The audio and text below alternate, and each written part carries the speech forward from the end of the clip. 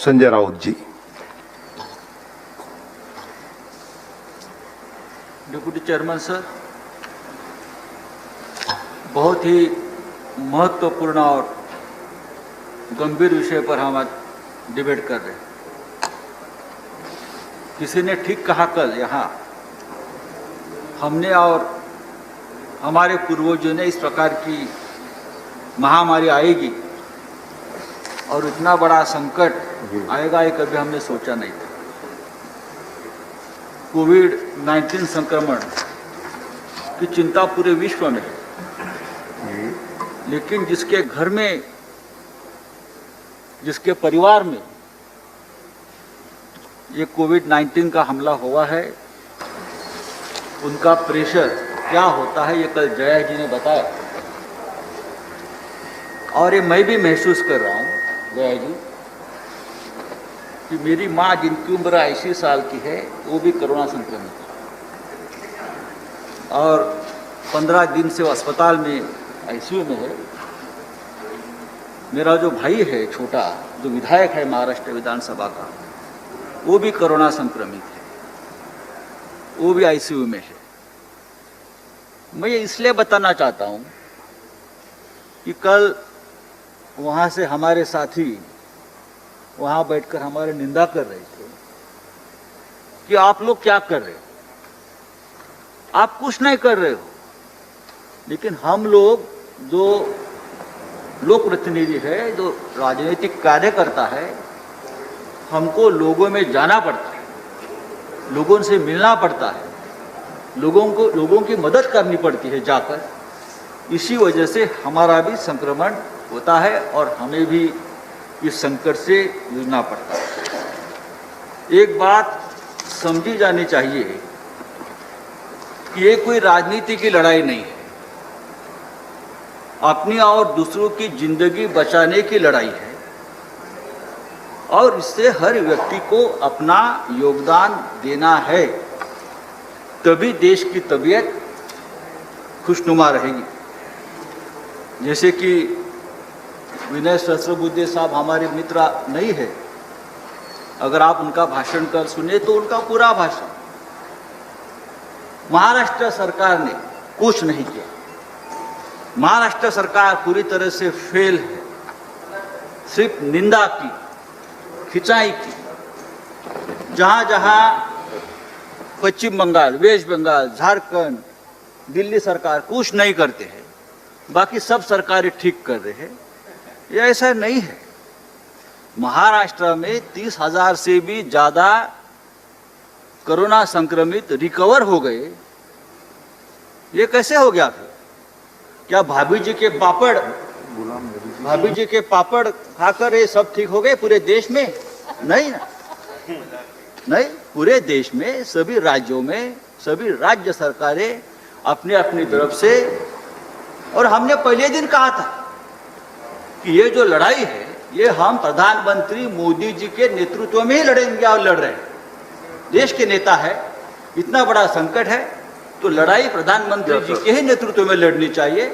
और हमने पूरा प्रोटोकॉल जो फॉलो किया है प्रधानमंत्री जी के निर्देश से फॉलो किया हमारी महाराष्ट्र सरकार ने। मैं पूछना, हमारे प्रकाश जावड़ेकर जी बैठे, उनको पूछे, प्रधानमंत्री जी ने तो उनकी खास महाराष्ट्र में पूरा जो कोऑर्डिनेशन है पूरे जिले का वो करने के लिए प्रकाश जावड़ेकर साहब को वहाँ अपॉइंट किया है और उनका राज्य सरकार से और मुख्यमंत्री जी से ठीक तरह से कोऑर्डिनेशन चल रहा है। महाराष्ट्र सरकार ने मुंबई, ठाणे, पुणे जैसे बड़ी शहरों में नहीं तो जिला स्तर पर जंबो कोविड सेंटर बनाए और लोगों की सेवा में लगे।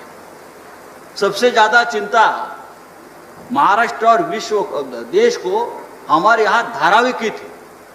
धारावी जो सबसे बड़ा एशिया का जो झुग्गी झोपड़ी का जो एक इलाका है कि वहाँ क्या होगा, वहाँ अगर कोरोना वायरस घुस गया तो क्या होगा।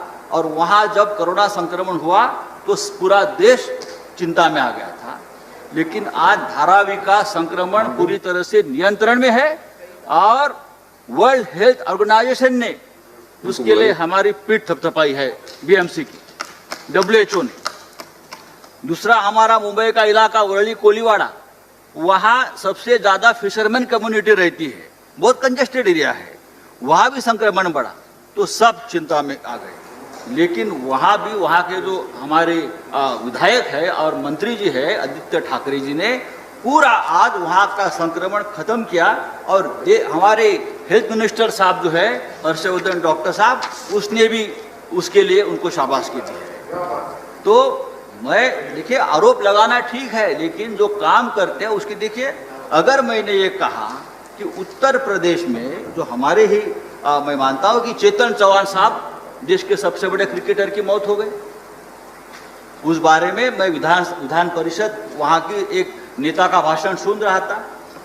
वहाँ की जो अव्यवस्था है उनकी वजह से चेतन चौहान का मृत्यु हो गया, इस प्रकार का आरोप वहाँ लगाया है विधायक ने। तो लेकिन ये आरोप लगाने का वक्त नहीं है। दूसरी बात है कि कल एक वहाँ से आरोप लगाया गया कि महाराष्ट्र में 5000 हेल्थ वर्कर की रिक्रूटमेंट नहीं हो गई, डॉक्टर की रिक्रूटमेंट नहीं हो गई।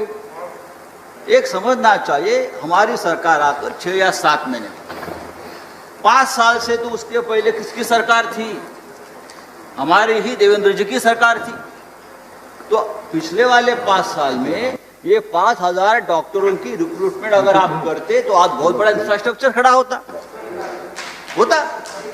तो ये बात भी समझनी चाहिए, एक दूसरे के ऊपर आपने और हमने किसी के ऊपर आरोप प्रत्यारोप नहीं करना चाहिए। आपने हिसाब किताब की बात की है, मुझे मालूम है कि अभी केंद्र सरकार ने 1 सितंबर से पूरा मेडिकल इक्विपमेंट की मदद करना बंद कर दी है। उसमें पीपी किट, मास्क, वेंटिलेटर, उसके वजह से महाराष्ट्र सरकार को 350 करोड़ का ज़्यादा अब बोझ आने वाला है। तो पीएम केयर फंड जो आपने बनाया है उसमें हजारों करोड़ रुपए सीएसआर फंड से जमा किए हैं, वो किसके लिए है? वो भी सभी राज्यों के लिए है, वो आपको देना पड़ेगा। दूसरी बात है, हमारा जीएसटी का बकाया जो है वो तो दीजिए, उससे हम आगे का काम चला देंगे।